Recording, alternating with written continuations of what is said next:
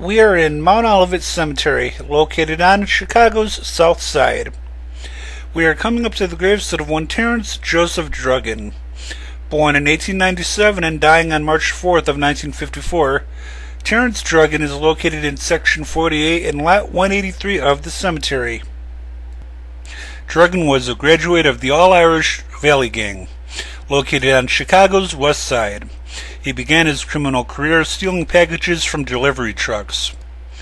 After rising through the ranks of Chicago's Valley Gang, Druggan was eventually partnered with one Frank Lake. The duo would eventually become Chicago's first millionaire beer barons. Thanks to an early partnership with brewing magnate Joseph Stenson, from whom they acquired 5 breweries. Druggan and his sidekick Lake had the good sense to eventually cut Johnny Torrio and Al Capone in as silent partners. Seemingly inseparable, the duo dressed in near-matching suits and fedoras. Both wore horn-rimmed glasses and were often called the Damon and Pythias or Mutt and Jeff of the underworld. An image gained by their sometimes bizarre antics included getting arrested for petty crimes long after attaining wealth.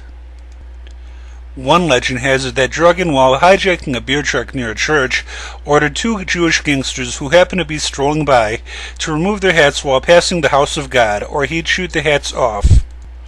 Despite the scope of their large operation, Druggan and Lake seem to have never have expanded beyond their home territory in the valley, with the exception of acquiring the Little Bohemia restaurant in Wisconsin.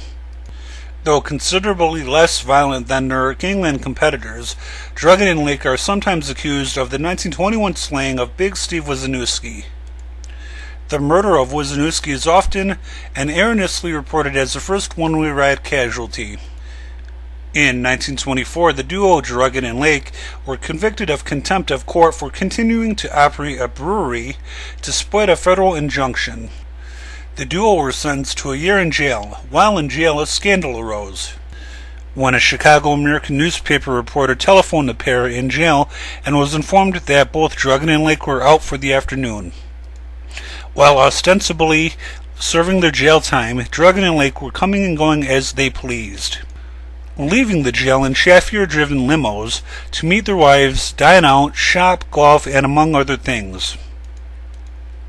As a result, Cook County Sheriff Peter Hoffman and Warden Wesley Westbrook were fined and sentenced to short jail terms of their own for these cozy infractions. In 1928, Druggan and his sidekick Lake were indicted for tax evasion. Both pled guilty the following year and managed to delay the imprisonment until 1932.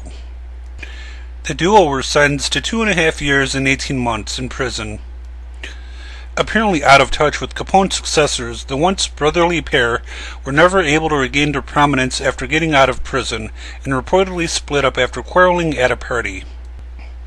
After splitting up, Lake moved to the suburbs of Detroit, where I'm from, and invested his wealth in a coal and ice manufacturing company. He lived out his years in relative obscurity until dying in the 1940s. Druggan, who was plagued by health problems throughout his life, died penniless.